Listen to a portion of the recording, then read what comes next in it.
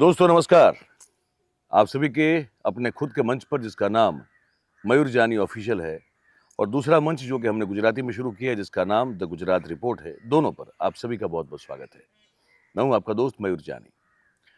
दोस्तों आज आप देख रहे हैं एम्बियंस जो है वो बिल्कुल अलग सा है, बैकग्राउंड बिल्कुल अलग है और हम आए हैं गुजरात के, न सिर्फ गुजरात के, देश के कद्दावर माने जाते हैं ऐसे एक नेता हैं, गुजरात के पूर्व मुख्यमंत्री, यूपीए सरकार में कैबिनेट मिनिस्टर रह चुके हैं, कांग्रेस पार्टी के भी जो है वो सीएलपी जिसको हम लोग कहते हैं, नेता विपक्ष सदन में रह चुके हैं।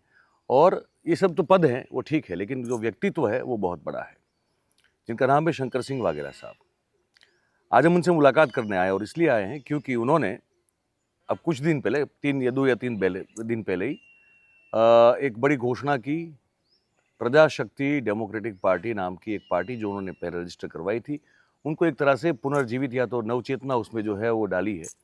और वो पार्टी गुजरात में आने वाले समय में जो स्थानीय इकाई के चुनाव है और बाकी और भी जो इलेक्ट्रल पॉलिटिक्स होगा, उन सब में वो पार्टी बढ़ चढ़ कर जो है हिस्सा लेने वाली है। और एक तरह से ये कह सकते हैं कि उस दिन की हमने जो स्पीच सुनी थी वाघेला साहब की, तो लगा कि एक तरह से एक रणटंकार या तो हुंकार जो है वो उनकी ओर से काफ़ी लंबे अरसे के बाद सुनने में आया। तो हमने सोचा उनसे आज बात कर लेते हैं। मेरे साथ मेरे वरिष्ठ साथी हैं राजेश ठाकर साहब, आप सब जानते हैं, गुजरात के वरिष्ठ पत्रकार हैं। और हमारे बिल्कुल सामने बैठे हैं शंकर सिंह वाघेला जी। तो आपका स्वागत करते हैं सर, आपने समय निकाला, थैंक यू वेरी मच। अब सवाल सबसे पहला सर, जो आम तौर पे ये तो पूछा ही जाता है, लेकिन हम थोड़ा उससे आगे पूछना चाहते हैं। बहुत सारे आपने घोषणा की, उसके बाद उस दिन हमने वो सभा भी कवर की थी, आपका प्रवचन भी हमने सुना, बहुत सारी बातें आपने उसमें की। पर एक जो आप पर हमेशा ये लगाया जाता है सवाल या निशान जो होता है कि शंकर सिंह जी जो है वो मौके की पॉलिटिक्स करते हैं, अपॉर्चुनिटी की पॉलिटिक्स करते हैं। वो जब जब ऐसा कोई मौका खड़ा हो जाता है तब वो बाहर आते हैं और फिर समहाउ किसी न किसी तरह से शायद वो बीजेपी को हेल्प करने की कोशिश करते हैं। ये लगातार आप पर बातें होती है। इसका अगर वंस एंड फॉर ऑल एकदम एकदम खुलासा हो जाए क्लियर करके, आप ये जो कर रहे हैं ये क्यों कर रहे हैं? जब जनसंघ में हम गए, कांग्रेस का शासन था, जनसंघ तो था ही नहीं, तो क्यों गए उसमें? कांग्रेस में क्यों नहीं गए? बीजेपी जब हमने छोड़ी तो पूरा पावर था। क्यों छोड़ी?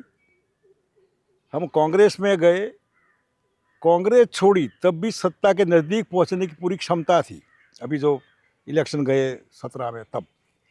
लेकिन मैं समझता हूँ कि ये जो किसी के कहना का, किसी का लाइसेंस का, उसमें मैं कोई ज़्यादा, जिसकी कम समझ है, जो पॉलिटिकल, जिसको एनालिसिस का मालूम नहीं है कि ये क्या है, वो कहेंगे बी टीम सी टीम। पॉलिटिक्स में बी टीम सी टीम होता ही नहीं है। हर मौके पर अपने अपने हिसाब से लोग अपने हिसाब से पार्टी पसंद करते हैं। इनको लगता है कि ये पार्टी ठीक है, अपने अपने वजह होगी। मैं समझता हूँ कि गुजरात में बहुत बड़ा वैक्यूम, शून्यावकाश। बीजेपी जिसको मैं 25 साल से जानता रहा, कांग्रेस में भी 20 साल, इसके बाद भी प्रयोग किए, इसमें हमने हमारे स्वार्थ के लिए क्या किया, पर्सनल क्या मिल गया, मिलने का मौका था ऐसा अगर कोई कल्पना भी करे तो वही समय हमने छोड़ दिया। अगर पावर लल होते तो पावर के नज़दीक बीजेपी थी और कांग्रेस भी थी, लेकिन वो तो हम जनसंघ में इसका मतलब कि पावर लल नहीं है, इसको जो कहना है कहे। लेकिन गुजरात में जो हमने सुना और देखा, पूरे गुजरात में मैं घुमक्कड़ समझिए 18,000 गाँव से 17,000 गाँव में हम घूमे होंगे। जहाँ भी गए तो लोग पर्सनल जानते हैं। जानने के बाद राइटफुली कहते हैं कि बापू कुछ करिए, क्यों ये सरकार निकम्मी है, वो निकम्मा, ये है वो है। एक नहीं अनेक प्रश्न, वो प्रश्न में हमको लगता है कि इनकी बात सही है। और मैं समझता हूँ कि 30 साल की बीजेपी का शासन अति अति सर्वत्र वर्जते, ये अति इतना है। और अति का मतलब कि बीजेपी का 30 साल का शासन जिसमें कांग्रेस की मेहरबानी से ही रहा, ऐसा मैं कह सकता हूँ। कांग्रेस में 20 साल में रहा, बीजेपी को हटाकर कांग्रेस का शासन आए, इसके लिए पूरा होमवर्क करने के बावजूद भी आखिरी जब मौका आता तब बाजी बिगड़ जाती। तो हमने कहा कि भाई ये कहीं न कहीं मैच फिक्सिंग है इधर, और जो है तो कांग्रेस में भी हमने छोड़ दिया। और अभी वैक्यूम का एक प्रेशर रहा लोगों का, कुछ करिए, तो पीपल पावर, प्रजाशक्ति और डेमोक्रेटिक पार्टी के हिसाब से प्रजा जो है वो मालिक है। राधनपुर में मैं कैंडिडेट था, इंडिपेंडेंट था, कोई पार्टी नहीं थी। तब मैंने कहा कि भाई प्रजा मेरी हाईकमांड है। अगर प्रजा मेरी हाईकमांड है तो लेट प्रजा रियलाइज कि हम रियली वो हाईकमांड है। और हाईकमांड है तो मैच फिक्सिंग वाले हैं। बीजेपी का हाईकमांड हो, कांग्रेस का हाईकमांड हो, वो अपने लिए पार्टी का यूज या मिसयूज करते हैं। पार्टी में रहकर पार्टी को हराना, तो पार्टी में क्यों है, जाओ ना उधर। एक ही पार्टी, सीनियर लोग, मैं ऐसे बात नहीं करता, मैं खुद हूँ उसका, मैं अनुभव हुआ है मेरे को।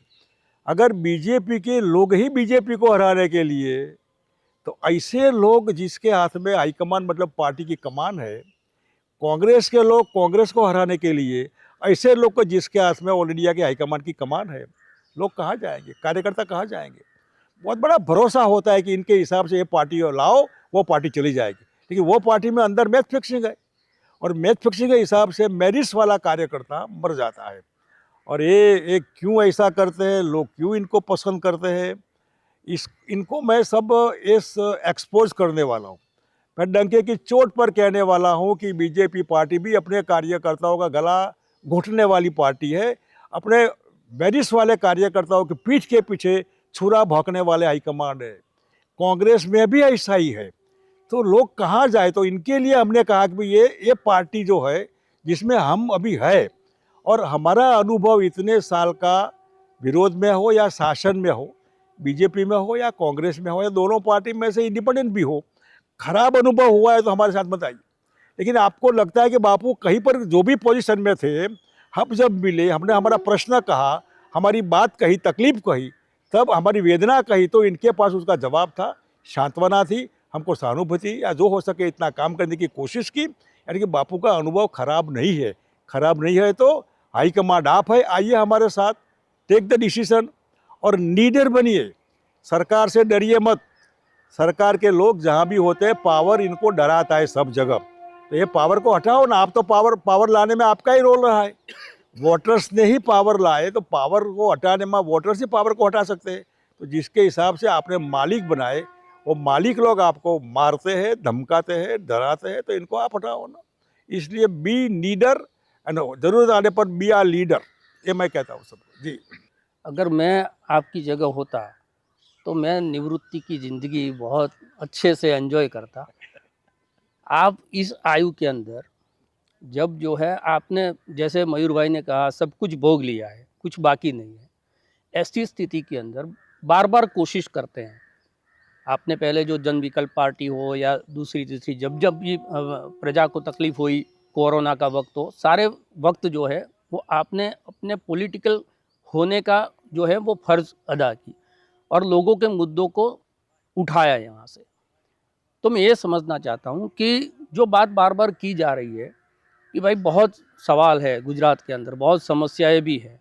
हम अभी अभी तो देख रहे हैं कि पूरी सरकार जैसे एक डमी सरकार चल रही है, एक समांतर सरकार है जो नकली लोग चला रहे हैं, जिसमें नकली कचेरियाँ बन रही है, नकली आईपीएस ऑफिसर बन रहे हैं, पीएम और सीएमओ तक जो है वो सारे नकली बन रहे हैं। ब्रिज गिर रहे हैं, लोग जो है वो आरोग्य की अब सुविधा के कारण मारे जा रहे हैं। ये डॉक्टर, नकली हॉस्पिटल, यानी बिल्कुल पूरी कभी कभी तो संदेह होता है कि सरकार के अंदर जो है वो असली से ज़्यादा नकली है कि नहीं है। लेकिन जो प्रजा है, वो प्रजा इन सवालों के साथ, इन समस्याओं के साथ विपक्ष को सपोर्ट नहीं करती या उनके साथ जुड़ती नहीं। तो क्या ये माना जाए कि जो कांग्रेस के कार्यकर्ता है, जो बहुत सालों से वो ईमानदारी से पार्टी को सत्ता में लाने की कोशिश करे, जो आपने मैच फिक्सिंग वाला सवाल किया, लेकिन जो नेताओं की मैच फिक्सिंग से जो परेशान कांग्रेस का कार्यकर्ता है, भारतीय जनता पार्टी के संगठन के अंदर जिस प्रकार से मजदूर बनाने की एक कोशिश की जा रही है, एक बंधुआ मजदूर की तरफ कार्यकर्ताओं को ट्रीट किया जा रहा है, उनकी सुनी नहीं जा रही है, तो वो परेशान कार्यकर्ता है। और उनके साथ साथ ऐसे लोग कि जो लोग इस सत्ता को हटाना चाहते हैं लेकिन उनकी खुद की कोई आवाज़ नहीं, वो एक नायक को ढूंढते हैं, एक नेतृत्व को ढूंढते हैं कि जिसकी अम्ब्रेला के नीचे सारे लोग इकट्ठे हो। तो क्या आपकी ये योजना है कि कांग्रेस से भी बहुत सारे लोग आपके साथ जुड़े, भारतीय जनता पार्टी के जो लोग हैं वो आवाज़ नहीं उठा रहे हैं, वो भी इस जो है आपका मंच है उसके साथ जुड़े, और जो प्रजा है उसकी आवाज़ बनने के लिए उनको सड़कों पर सिर्फ पॉलिटिकल पार्टी दिखाई देती है, प्रजा दिखाई नहीं देती। तो जनता को आपके साथ सड़कों पर उतारने के लिए आपके पास क्या योजना है? अच्छा विश्लेषण है आपका। जो शुरू में कहा कि यहाँ जो नेचर, प्रकृति, तो ये हमने निवृत्ति के लिए यहाँ जगह हमने 95 में, और कुछ नहीं करना, बस पॉलिटिकल पार्टी जो भी थी हो गया हो गया। लेकिन उस समय जब ये मौका आया कि जिसके सामने, बीजेपी के सामने हम लड़ रहे थे, जो पार्टी हमने बनाई, और अनुभव ऐसे हुए कि ये तो मैक्स फिक्सर लोग हैं। कांग्रेस को फ़ायदा भले हो, लेकिन बीजेपी में हमारे साथीदार अगर हमारे से पावरफुल है, इनको पूरा करो। यही मेंटालिटी के हिसाब से वो पार्टी दिल्ली बहुमत में आई। तब हमने कहा कि भाई अभी तो रिटायरमेंट नहीं लेना है, और बाहर रिटायर होते हैं, बापू रिटायर नहीं होते, ऐसा गुजरात में हमारे। तो हम रिटायरमेंट तो नहीं होंगे, राजनीति करनी है, इसमें जो हो सके। जयप्रकाश नारायण जी, बिल्कुल अच्छा स्वास्थ्य नहीं था, फिर भी पूरे देश में घूमे और सत्ता परिवर्तन किया। हमको ये लगा कि लेट पीपल रियलाइज कि भाई आप जिस पार्टियों को भगवान समझते हैं, जिस पार्टी अपने मैनिफेस्टो के माध्यम से आपको ऐसे प्रोमिसेस देते हैं, बाबा यही पार्टी ऐसी, वो पार्टी किनके हाथ में है? जो पार्टी अपने साथियों को इनका गला घोंट कर, अपने साथियों को पीठ के पीछे छुरा मार कर, अपने साथी जो रेस में दौड़ते हैं इनको बीच में पैर आड़ा लगा के इनको पटक कर शासन के चक्कर में पहुंचते हैं, इनको आप पहचानिए। जो अपनी पार्टी के नहीं हुए वो वोटर के कैसे होंगे? ये प्रूव करने के लिए मैंने पार्टी बनाई है। हम जो पार्टी में थे, कभी भी जो भी पार्टी में थे, कभी भी एंटी पार्टी एक्टिविटी नहीं। अगर आपको कोई उम्मीदवार पसंद नहीं है तो घर रहिए, आप उसके एंटी प्रचार मत करिए, प्रो मत करिए तो एंटी मत करिए, और एंटी करनी है तो पार्टी में मत रहिए।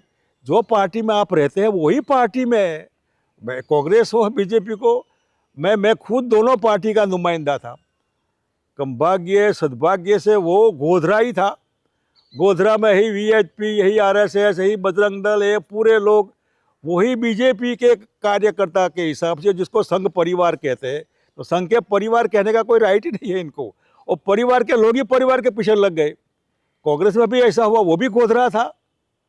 मैं ये समझता हूँ कि तो हम अगर पसंद नहीं तो हमको ना बोलिए ना, टिकट मत दीजिए, हमको नुमाइंदा मत बनाइए कि आप कैंडिडेट के लायक नहीं है, रहो साइड में। हम आपको अगर आपको पूरी प्रायोरिटी देने के बाद पूरे लोग एक मुंह से कहते हैं कि आगे बढ़ो, दूसरे मुंह से पैर खींचने की कोशिश करते हैं, डबल स्टैंडर्ड दोनों पार्टियों का।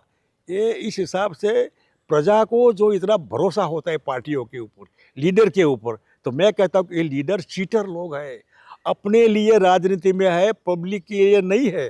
तो खुद की पार्टी तोड़ते हैं, खुद की पार्टी के हिसाब से दाहिने बाएं करते, तो पब्लिक इनके लिस्ट में कभी नहीं होती। तो लोग ये समझे कि भी जो अपना भला करेंगे तो हमारा भला का सवाल ही पैदा नहीं होता। इस हिसाब से ये जो आपने कहा कि बीजेपी हो या कांग्रेस, हमने बीजेपी मतलब जनसंघ, जनता पार्टी 25 साल तक अपना खून पसीना एक करके गुजरात के गाँव में जा कर लोगों को नमस्ते करके, मेरिट्स वाले, जिनमें समाज में जिनका मान सम्मान हो, सोशल स्टेटस जिनका अच्छा हो, ऐसे लोग पार्टी में लाए। इनको हम पार्टी के एमएलए बनाए, एमपी बनाए, मंत्री बने, जो भी बने। लेकिन वो समाज में इनका मान था, वो अपने लिए नहीं आए राजनीति में। राजनीति में कुछ लेने के लिए नहीं आए, देने के लिए आए।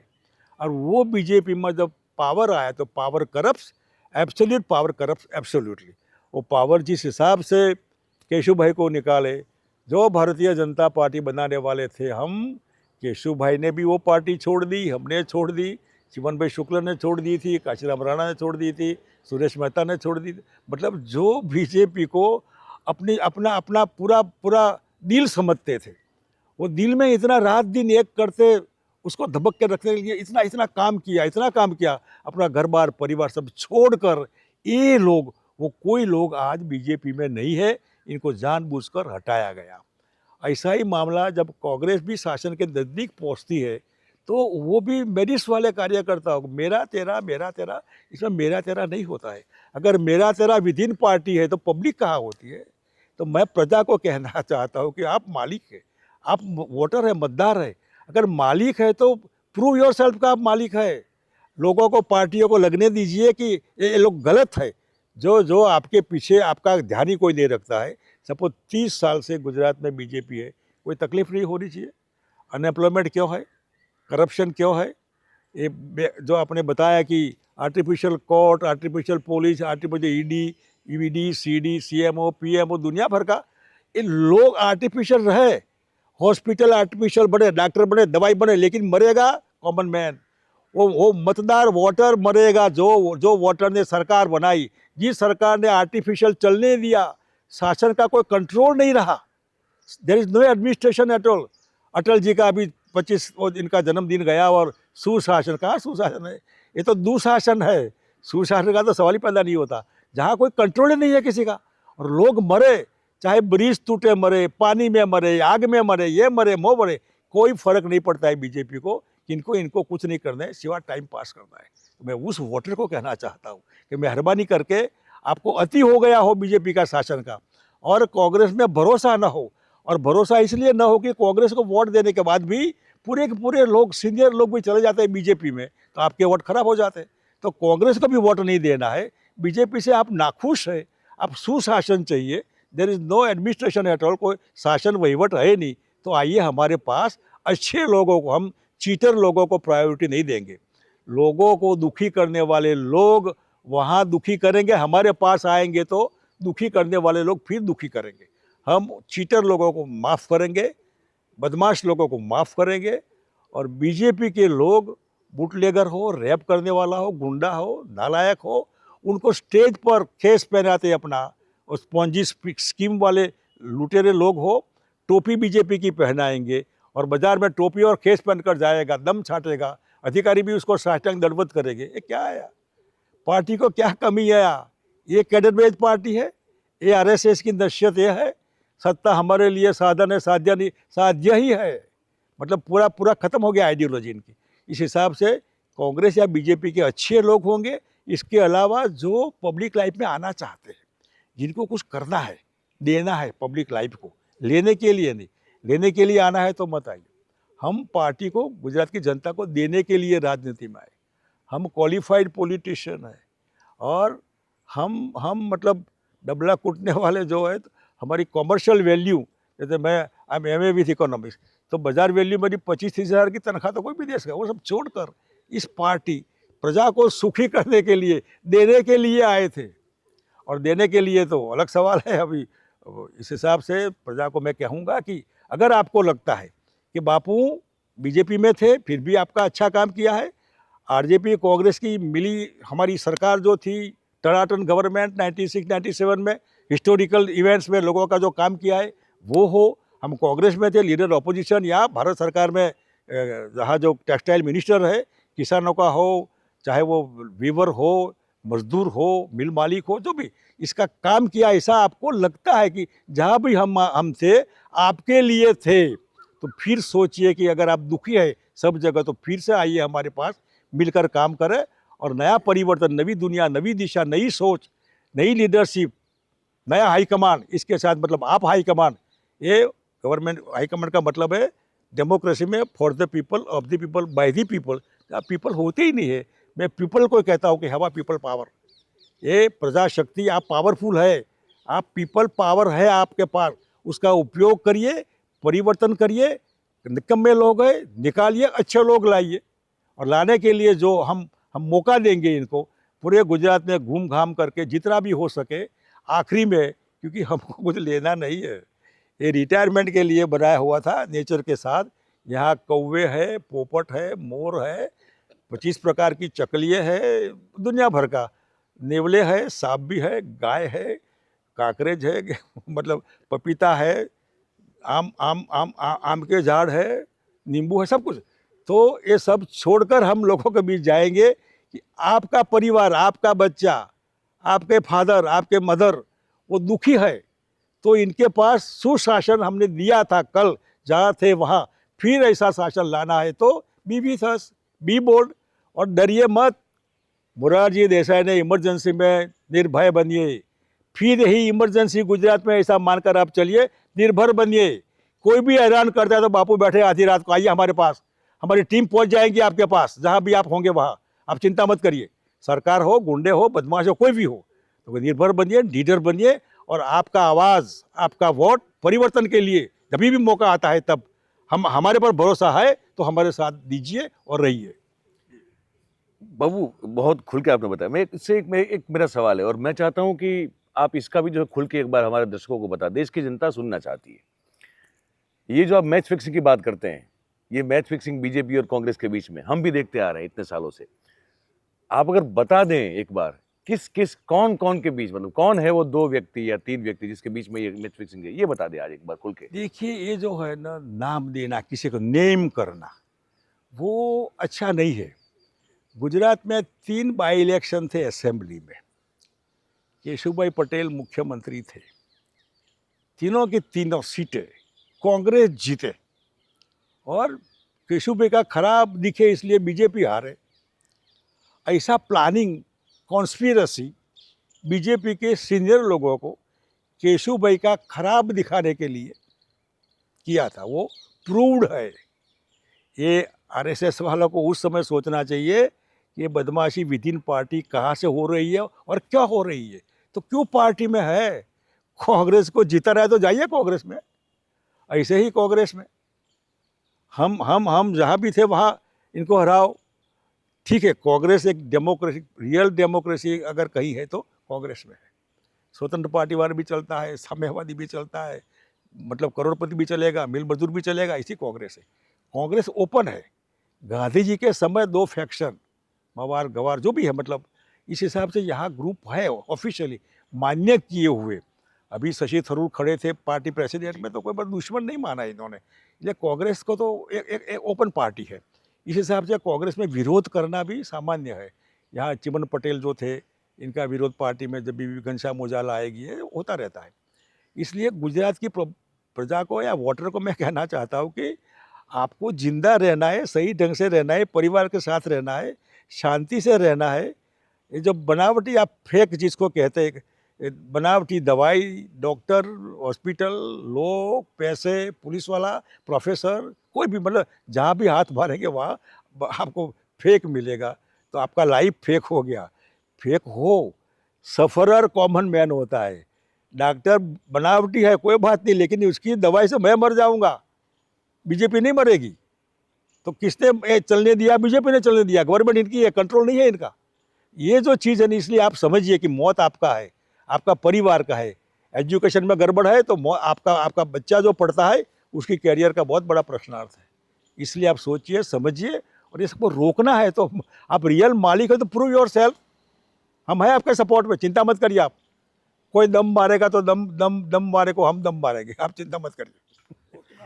एक में कंटिन्यूटी में मैं थोड़ा जिद्दी हूँ इस मामले में, आप जानते हैं। मैं ये पूछ रहा हूँ आपसे, मैं जो हम लोग ऑब्जर्व करते हैं इतने सालों से, आपने मुझे 2012 में मैंने जब आपका इंटरव्यू, अगर आपको याद हो, इलेक्शन उस समय का, मैंने आपका इंटरव्यू किया था, अंदर बैठे थे हम लोग, और मैंने आपको पूछा था कि आपके और केशुभाई के बीच में जो कड़वाहट पैदा की थी, उसमें नरेंद्र मोदी साहब का क्या रोल था। आपने कहा था कि हाँ था। फिर केशुभाई को पूछा था, उन्होंने भी आपकी बात की साथ एग्रीमेंट की थी। मैं आज फिर से पूछ रहा हूँ, नरेंद्र मोदी साहब और अहमद पटेल साहब के बीच में मैच फिक्सिंग थी, ये साफ दिख रहा है। आप इस बात से एग्री होंगे? ये जो मैं जो कहता हूँ ना, वो फैक्ट है। मैं ऐसे ही नहीं गप्पा मारता हूँ कि क्या हो रहा है क्या नहीं। मेनली ये जो है उसमें राजीव टोपनो, अहमद भाई साहब इनको ले गए पीएमओ में 2009-2014, आईएएस ऑफिसर। वो आईएएस ऑफिसर सेकंड डे 14 में रिजल्ट आने के बाद next to prime minister, PS to prime minister. आप समझाइए, राजनीति में अपना कोई बोर्ड कॉरपोरेशन भी हो तो उसका कोई आदमी अगर है तो वो प्यून भी बदल देता है। एक ही पार्टी का हो तो ये तो पीएमओ। फिर जो भी और भी बहुत एग्जाम्पल है, ज़्यादा मैं उसमें डीप में जाना नहीं चाहता कि पर्सनलाइज होता है। लेकिन एक एक पार्टी में रहते हैं तो आप आपकी पार्टी का अहित करते हैं, आप वोटर को चीटिंग करते हैं या कार्यकर्ताओं को चीटिंग करते हैं, आप किसको चीटिंग करते हैं? तो इस पार्टी में क्यों है? छोड़ दी, राजनीति में क्यों है? डर्टी पॉलिटिक्स का मतलब ये डर्टी पॉलिटिक्स है। पॉलिटिक्स डर्टी नहीं होता है, पॉलिटिक्स तो पॉलिटिक्स साइंस होता है। राज्य शास्त्र शास्त्र कभी निकम्मा नहीं होता। गंदे लोग राज्य को या पॉलिटिक्स को गंदा करता है। और ये ऐसे बहुत एग्जाम्पल आपको सब जगह मिलेंगे। और ये तो जो है वो गुजरात में दोनों नुमाइंदे गुजरात के थे और दोनों नुमाइंदे पार्टी के मालिक थे, बीजेपी हो या कांग्रेस। ठीक है, अच्छी बात है। जी बाबू, आपने संघ का भी जिक्र किया और राजपा की सरकार के वक्त जो आपने काम किए उसका भी जिक्र किया। आज जब आप पीछे मुड़कर देखते हो तो आपको कहीं ये नहीं लगता कि आपने अगर राजपा का विलीनीकरण नहीं किया होता और राजपा जिंदा रहती, जो बिल्कुल शंकर सिंह वाघेला के मिजाज के अनुसार जो प्रजा हाई कमांड है वो एक नैरेटिव लोगों के बीच में चला गया था, और जो आपने कहा कि किसी से डरने की ज़रूरत नहीं है, शंकर सिंह वाघेला बैठा है, और उस वक्त सारे लोग जो है उससे रिलेट करते थे कि बापू है, तो कार्यकर्ता जो है वो निर्भीक हो गए थे कि बापू है तो कुछ भी कर सकते हैं, किसी को सुनने की ज़रूरत नहीं है।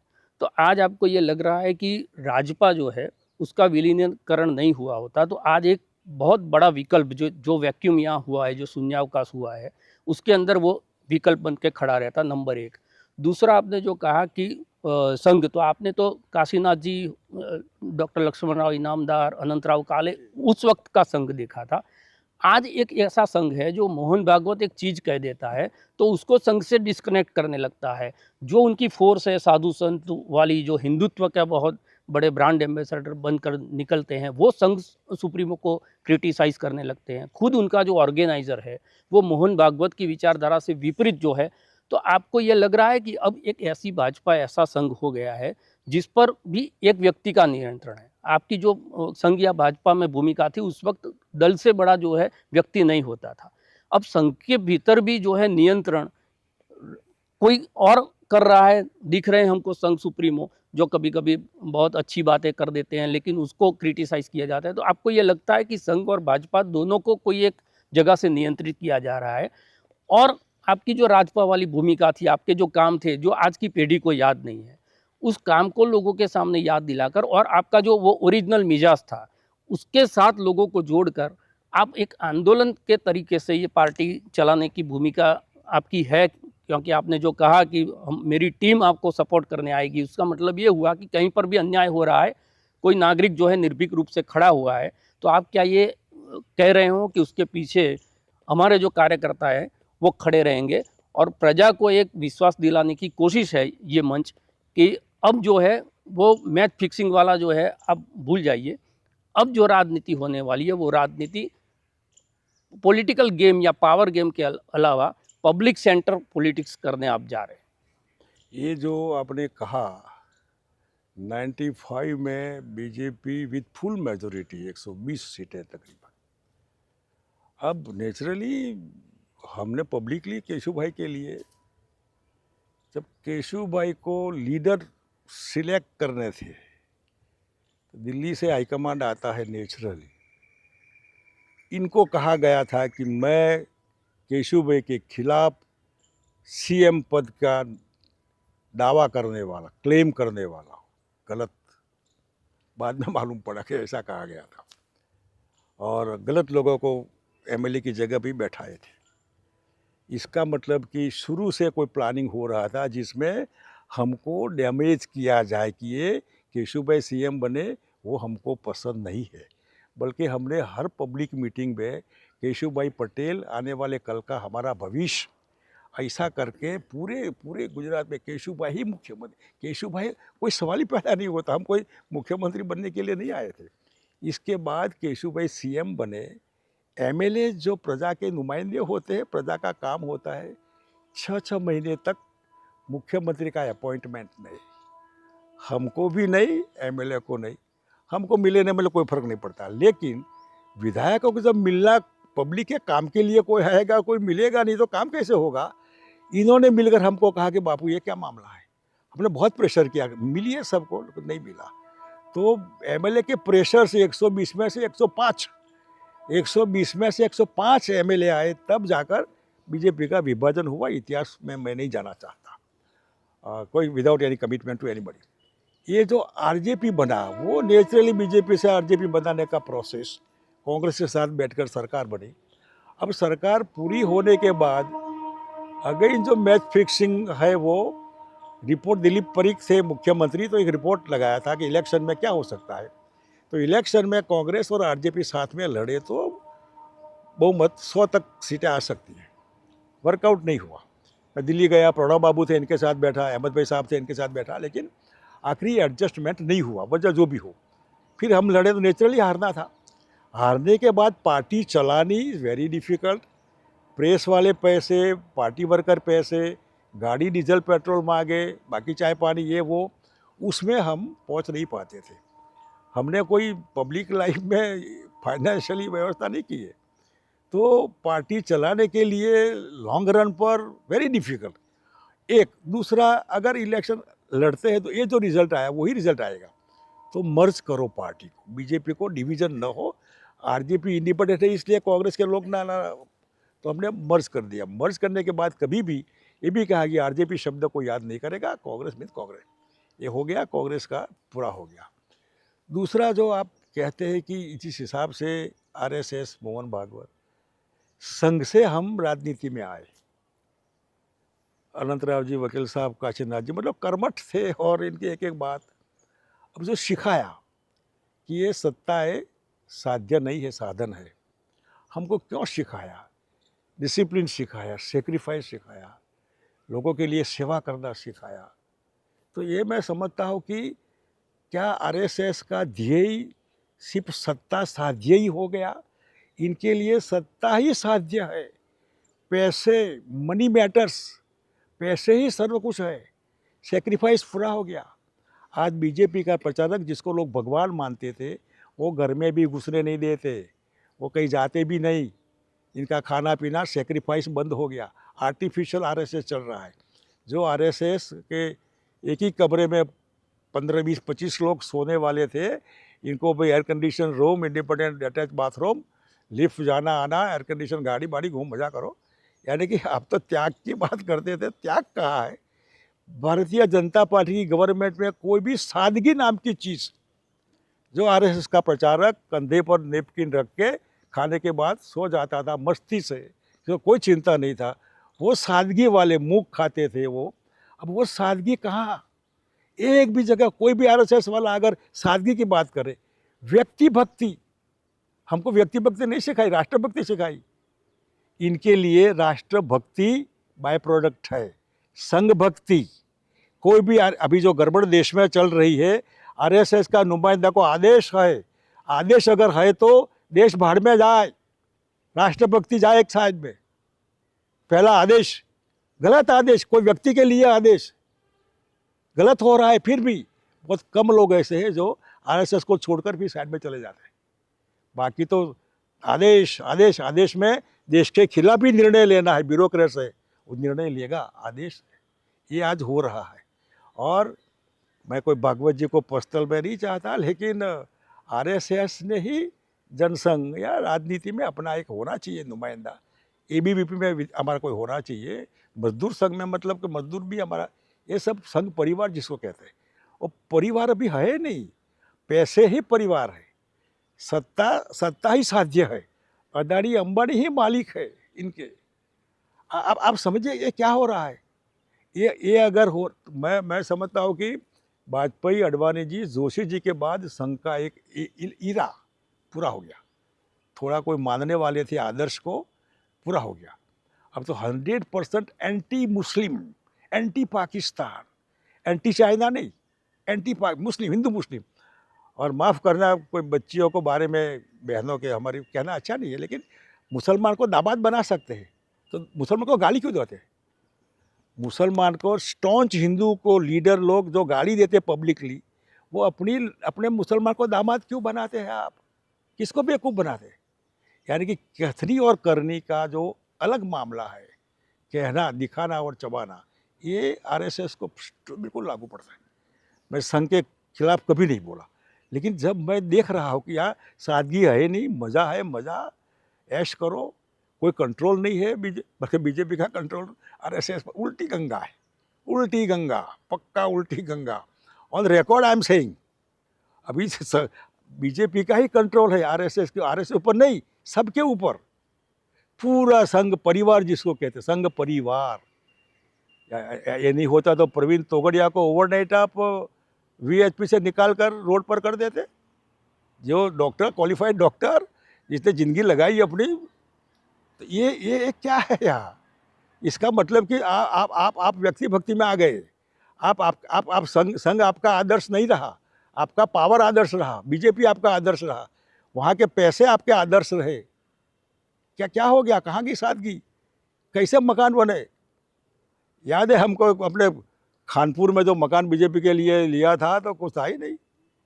अब तो आप कमलम में जाइए तो बिल्कुल, और स्ट्रांग रूम में मैं आईटी इनकम टैक्स ऑफिसर आपने को, कहा था खानपुर का कार्यालय जो है आज भी शंकर सिंह के नाम पर है, तो पता नहीं था तो मैंने दस्तखत तो नहीं, कर दिया तो था, मैं कोई आता मैं ये नहीं समझना चाहता हूँ कि वो खानपुर में पुराने कार्यकर्ता उससे जुड़े हुए थे, तो क्या खानपुर कार्यालय पर शंकर सिंह वाघेला उनके पुराने कार्यकर्ताओं के साथ कब्जा करने जा रहे हैं? मेरा जो है ना वो प्रॉपर्टी या इसका ये हमारे उसूल, प्रिंसिपल उसूल, व्यक्तिगत नहीं, मैं पॉलिटिकल कब्जे की बात कर रहा कभी हम बीजेपी को मतलब रिप्लेस के लिए जरूर जाएंगे। ये पार्टी को रिप्लेस करिए, गवर्नमेंट को हटाइए, गवर्नमेंट बीजेपी को हटाइए। आप स्ट्रांग रूम की बात कर रहे थे कमलम में। कमलम के स्ट्रांग रूम देखिए तो आईटी सीबीआई वहाँ रेड करे, मालूम पड़ेगा क्या है वो। अभी तो गुलाबी नोटें नहीं है, इसलिए अभी जो है ना वो बिल्कुल कॉर्पोरेट हाउस बन गया, जिसमें कोई कार्यकर्ता का योगदान का सवाल ही नहीं है। कॉन्ट्रैक्ट, हमने तो दरी बिछाई, हमारे बच्चू भाई ठाकर थे, दरी भी बिछाते थे, भाषण भी करते थे। हमारे राजेश ठाकर जी के पिताजी की बात हो रही है। आप बचूभाई सोचिए तो, ठाकर जी। भाषण करना है, दरी बिछाना है, लोगों को आना है, आने के बाद फिर अगर कार्यालय में है सफाई करते हैं, कोई आता है बच्चू भाई मिले कि हाँ ठहरिए थोड़ी देर, फिर वो कुर्ता पहने आकर आज आप तो वो काम मैं करता था, अब मैं बच्चू भाई, ऐसा मतलब ये लाइफ थी। इसमें से बीजेपी आज की बनी है, लेकिन ये कल्पना नहीं थी कि वो कार्यकर्ता पराया हो जाएगा, जिन्हें सेक्रीफाइस किया, त्याग किया, मैरिज, उसको मारा जाएगा। ये हो रहा है। एक सवाल और पूछना मतलब बाबू मैं आपसे, क्या ये सच है कि 2010 में एक बहुत बड़ा डोजियर बना था दंगों और एनकाउंटर्स में जो इनकी भूमिका थी नरेंद्र मोदी और अमित शाह की, उसको लेकर, उस पूरी सरकार को लेकर, और क्या वो एग्जीक्यूट उस पर जो है लीगल एक्शन से रोका गया किसी के हस्तक्षेप? और मेरे पास जानकारी है कि अहमद पटेल ने उसको रोका था, क्या ये सच है? देखिए मैं पर्सनल तो नहीं करूँगा, लेकिन जिस हिसाब से जो होना चाहिए था वो नहीं हुआ। फर्ज कीजिए कि हम सब ने कहा था कि कुलदीप शर्मा जो आईपीएस ऑफिसर थे, इनको सीबीआई के डायरेक्टर बनाइए, वो ऑनेस्टली काम करेगा, जो भी करेगा। नहीं होने दिया, तो गवर्नमेंट थी तो कर सकती थी, अगर वो होता तो चित्र अलग होता। ये रिकॉर्ड है, और सब लीगल प्रूफ थे। वही तो, वो होते तो अलग होता। इसका मतलब कि कांग्रेस में मैच फिक्सिंग में किसी मेहरबानी थी, ये हो और ये ना हो, डूज एंड डोंट्स, ये करिए और ये मत करिए। अब डॉक्टर मनमोहन सिंह का अब देहांत हो चुका, कल ही हुआ।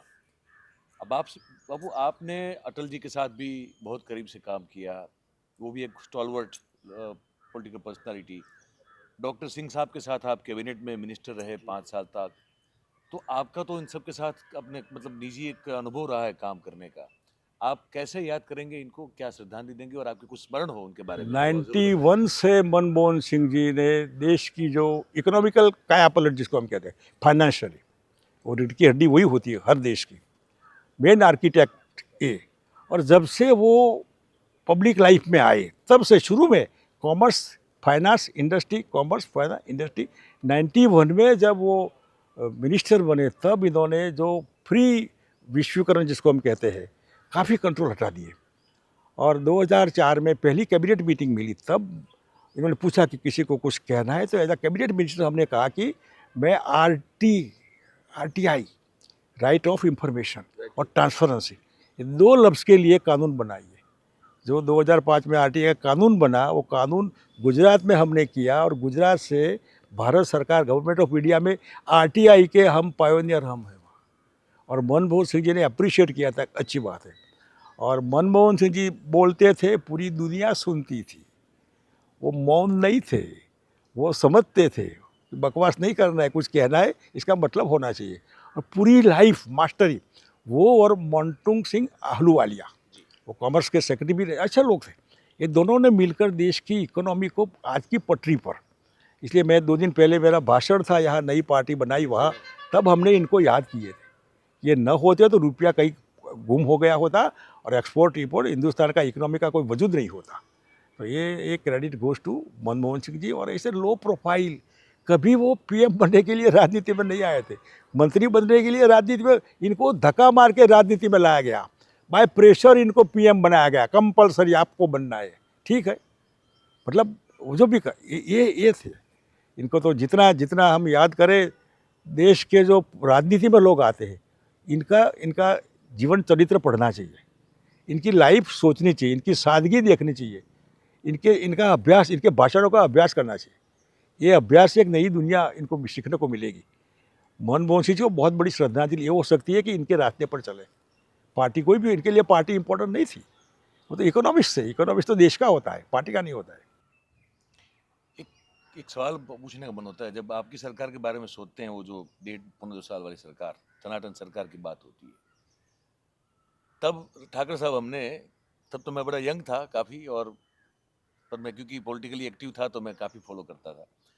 तब लतीफ़ जैसे एक बहुत बड़े माफिया का जो हाल हुआ हमने देखा। बाबू, आज हम देखते हैं जो कानून व्यवस्था की स्थिति देखते हैं, 10 साल की बच्ची बाबू, ये इधर झगड़िया में, उसके साथ जो एक नराधम ने दुराचार किया, उसी के आसपास में एक 72 साल की वृद्धा के साथ ये हुआ। बिल्कुल। और ये किससे, मतलब कानून व्यवस्था की जो हाल हम देख रहे हैं सर, कोई कभी किसी को छुरा मार रहा है, कोई कभी किसी को, पुलिस पे हाथ उठा रहे हैं लोग, पुलिस को मार रहे हैं। बाबू, जब ये सब आप देखते हैं तो मतलब क्या मन में विचार आता है, क्या देखिए, ये जो है ना, आपके लतीफ़ का जिक्र किया, हिंदूवादी पार्टी, बीजेपी हिंदूवादी पार्टी, वो लोग लतीफ़ को पकड़कर ले आए थे जेल में, केस चलाकर निर्दोष छोड़ने के लिए। ऑन रिकॉर्ड मैं कहता हूँ, लतीफ़ को पकड़कर ले आए थे, लतीफ़ पकड़ा नहीं गया था, वो बूथ ऊपर वो फ़ोन करने नहीं आया था, जानबूझकर, मतलब उसको आना है। क्यों आना है? जेल में केस चलाएंगे, आप निर्दोष छूट जाएंगे। ये हिंदूवादी पार्टी, ये मैं जो जो जो ये डील थी, और किसी की नियति ऐसी होती है तो मैं उसमें डीप में जाना नहीं चाहता। दूसरा, जो पॉलिटिकल लोग होते हैं, अगर मेरे राज्य में, जहाँ मेरा शासन, मेरी पार्टी का राज्य है, वो आदर्श भगवान का है, दूसरा किसी का वो नकम्मा है।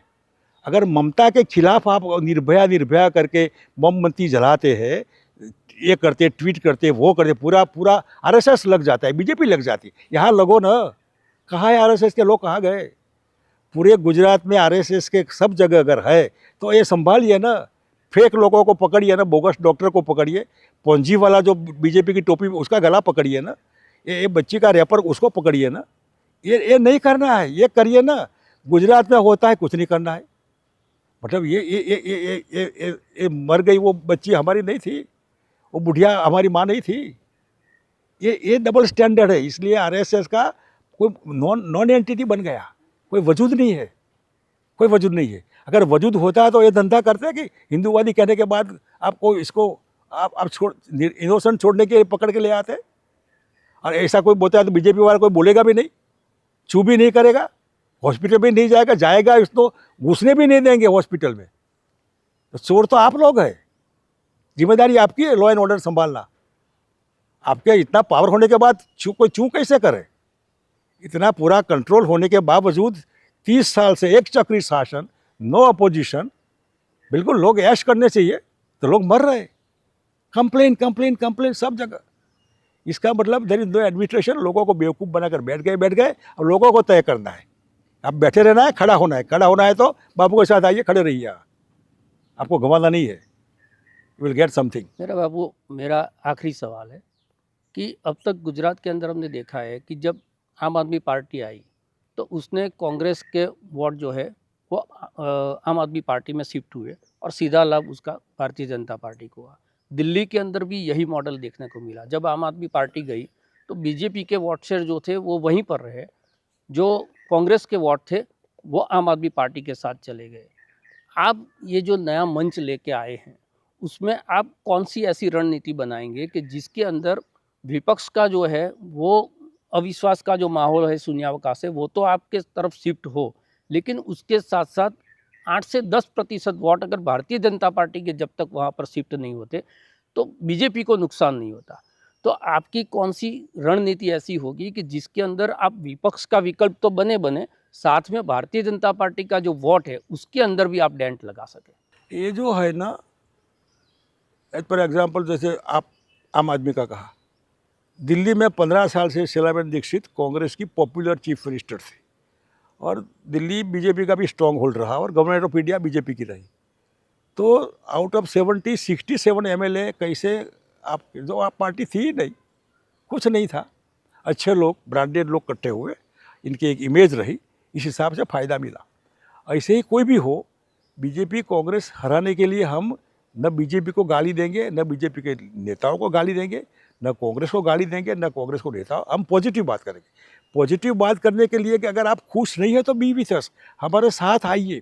और साथ लाने के लिए हम नए नहीं है, हमारा परिचय नहीं है, पार्टी नया वो तो अलग बात है, पार्टियाँ तो आएंगी जाएगी, लेकिन लोगों को लगेगी हमारा अनुभव खराब नहीं है तो आइए हमारे साथ, सपोर्ट करिए आपके लिए। हमको ना, हम तो MP बन गए, MLA बने, मंत्री बने, दुनिया भर का कुछ बाकी नहीं रहा है, लेकिन ऐसा लगता है कि भाई लोग कहते कुछ करिए करिए, तो एक अंदर दिल जलता है कि क्यों दुखी है। दुखी है तो खुद दुखी है, अगर आपके हाथ में दुख दूर करना है तो आइए हम बैठे।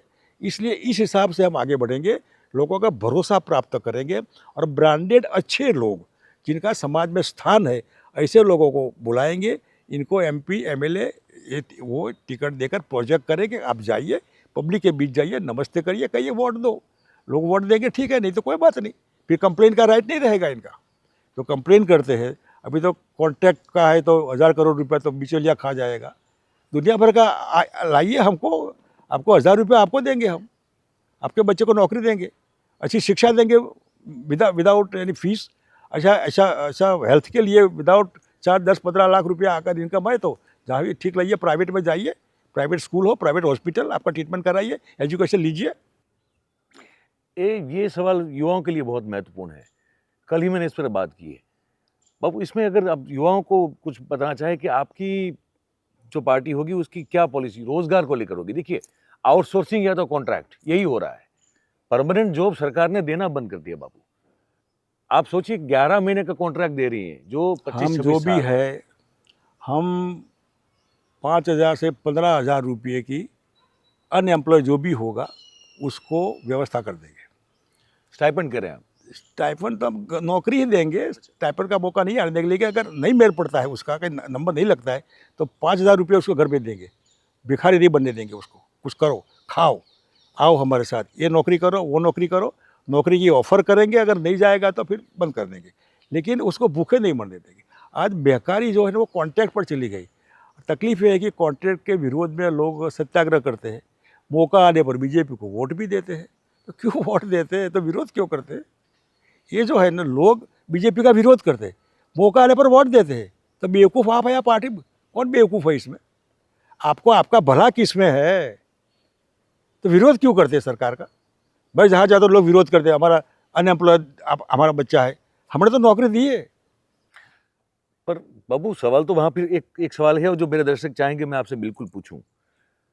मैं लगातार जो है गुजरात चुनाव के बाद तुरंत तो उसी समय से मैं जिस तरह से इसको ऑब्जर्व किया, मैंने बिल्कुल साफ कहना शुरू किया और उसके बहुत सारे प्रमाण हैं और उस पर मैं सिर्फ कहता नहीं हूँ, मैं बहुत सारे एक्सपर्ट्स के साथ, मैं सैम पित्रोड़ा साहब के साथ मैं बैठा, मैं कन्नन गोपीनाथन साहब के साथ बैठा हूँ, मैं MG देव साहब के साथ बैठा हूँ, मतलब सब जो टेक्नोक्रेट हैं और समझदार और पढ़े लिखे लोग हैं जो ये मानते हैं कि चुनाव जो है वो लूटा जा रहा है, लोग नहीं वोट दे रहे हैं बाबू। ये जो आप कह रहे हैं ना कि विरोध करते हैं और वोट देते हैं, एक्चुअली ये नहीं हो रहा है। ये जो समझ में आ रहा है वो ये है कि ये लोग वोट भी नहीं दे रहे। आप देखिए बाबू, 156 सीटें अगर लोगों ने दी होती तो लोग खुद उत्सव मनाते, लोग जो है खुद जो है मिठाइयाँ बांटते। ठाकर साहब, लोग ये नहीं हो रहा है, ना वो हरियाणा में हुआ है, ना वो महाराष्ट्र में हुआ है, तो इसका क्या हल है आपको? चौकन्ना रहना चाहिए। मैंने प्रशांत किशोर जो बीजेपी के साथ भी कंसल्टेंट था, ममता जी के साथ और दुनिया कई सब पार्टी के साथ उसने मैंने पूछा एक दिन, मैंने बोला ये ईवी का क्या मामला है, इलेक्ट्रिक वोटिंग मशीन का, जी। आप क्या करते हैं? मतलब आप तो बीजेपी को भी जिताने में थे, सबको जिताने में लगे। बोला मैं जो वोटिंग मशीन का नंबर होता है बूथ पर, उसका नंबर मैं नोट करता हूँ, कितना वोट पड़ा वो मैं नोट करता हूँ, और कितनी बैटरी है उसमें वो मैं नोट करता हूँ। जब वो मशीन खुलता है तो वही नंबर का मशीन खुला, वो वोट 810,000 में से रहे तो 810 निकले या 800 हो गए या 840 हो गए, तो कैसे हुए? और बैटरी 70% थी तो 90 क्यों हो गई? ये मैं वेरीफाई करके वो मशीन खोलने के लिए मेरा नंबर, जिसका मैं चार्ज लेता था पार्टियों के पास, इनके पास व्यवस्था नहीं है, मैं अपनी व्यवस्था करके ये मैं वेरीफाई करता था, ये सही डबला है जो निकला पाटिया वही है क्या, और वही खुलेगा, टैली होगा तो ठीक है। और ये करना है कांग्रेस पर को। चुनाव आयोग तो मना कर रहा है अभी। भाई कह रहे हैं कि जो फिगर्स के अंदर डिफरेंस दिखता है, शाम को 6 बजे एक फिगर, रात को 10 बजे दूसरा फिगर, 2 दिन के बाद लोकसभा के अंदर तो फर्स्ट फेज का जो और बाबू 7 फेज में पता है, मैंने वो खबर की नहीं होना, बात सही है, ये प्लानिंग है। 5,13,00,000 वोट बटे बापू ऐसे बढ़ते हैं वोट यही क्या? यही है, इलेक्शन कमीशन तो घर का है इनका। आप जो कह रहे हैं उसमें जो 17C का जो आप बता रहे हैं वो है, वो तो अधिनियम 1961 के अंदर चेंज कर दिया अभी कि जो है सामान्य नागरिक जो है वो- मेरा सवाल ये नहीं हम ये जो 3 बातें ध्यान रखना है ना, 810 वोटिंग हुआ तो 811 कैसे हुए या 800 कैसे हुए? वोट बढ़ गए ना, तो या डबले में बढ़ेगा ना, तो क्यों बढ़ा? मत खोलो, बताओ। इलेक्शन कमीशन जिम्मेदारी दे, हमको जवाबदारी दे, रिप्लाई करे कि कैसे हुआ, बताइए। काउंटिंग के वक्त। हाँ, काउंटिंग के समय पर कहाँ जवाब दे रही है इलेक्शन कमीशन? तुम बना जवाब ही नहीं दे रही हो। नहीं, उन्हें खोलना है, उसको रोको वहाँ। पार्टी दम लगाकर आगे गाड़ी नहीं बढ़ेगी, ये सीट का काउंटिंग नहीं होगा, ये गड़बड़ है, प्रूव इट। तो मतलब ये होगा, ये टीम लगा, लट लेकर बैठना है वहाँ, गाड़ी आगे नहीं चलेगी। Prove it. 810 थे तो 900 कैसे हो गए, हमको समझाइए। ये आपका रिकॉर्ड था 810 वाला, ये बैटरी 90% थी, अब 60% 90 कैसे हो, हमको बताइए। ये नंबर का मशीन, ये नंबर का कहाँ आया, ये कहाँ गया नंबर का मशीन? ये तो गड़बड़ होती है या उसको मतलब पकड़ेंगे। चौकन्ने रहना है और कुछ नहीं।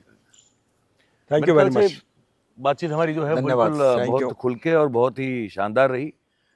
दोस्तों ये बातचीत हमने आज साक्षात्कार किया शंकर सिंह वाघेला जी के साथ, बहुत खुल के, और उन्होंने एक तो अपनी पार्टी का जो विजन है वो बताया, वो क्यों गुजरात में एक वैक्यूम देख रहे हैं उस बारे में बात हुई, राष्ट्रीय स्तर पर जो राजनीति हो रही है उस पर भी बात हुई, भाजपा संघ की नीतियाँ और प्रजा जिस तरह से अभी पीड़ित है उस सब मुद्दे पे बात हमने की।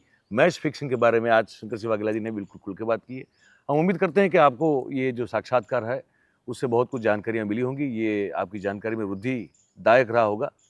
तो जैसा भी लगा हो आप हमको कमेंट करके ज़रूर से बताइए, और अगर आपको ये साक्षात्कार अच्छा लगा है तो फिर इस वीडियो को आप लाइक करें, इसकी जो लिंक है इसको आप हो सके उतना शेयर करें, और ये जो हमारे चैनल हैं मयूर जानी ऑफिशियल और द गुजरात रिपोर्ट, आप दोनों को सब्सक्राइब करें, अपने आसपास के लोगों से करवाएं, और हम तो बापू से भी एक रिक्वेस्ट करेंगे कि वो भी थोड़ी अपील कर दें हमारे लिए, तो कुछ ज़्यादा ही थोड़ा हमारा, क्योंकि आपके चाहने वाले बहुत हैं। हम अपील सबको विनंती करते हैं कि अच्छी चीज़ जो भी हो उसको स्वीकार करिए, और लोगों के दिलो दिमाग तक बात पहुँचे, इसके लिए ये माध्यम आपको अच्छा लगता है, ये माध्यम आप खुद का ऐसा मानकर शब्द का चलाइए।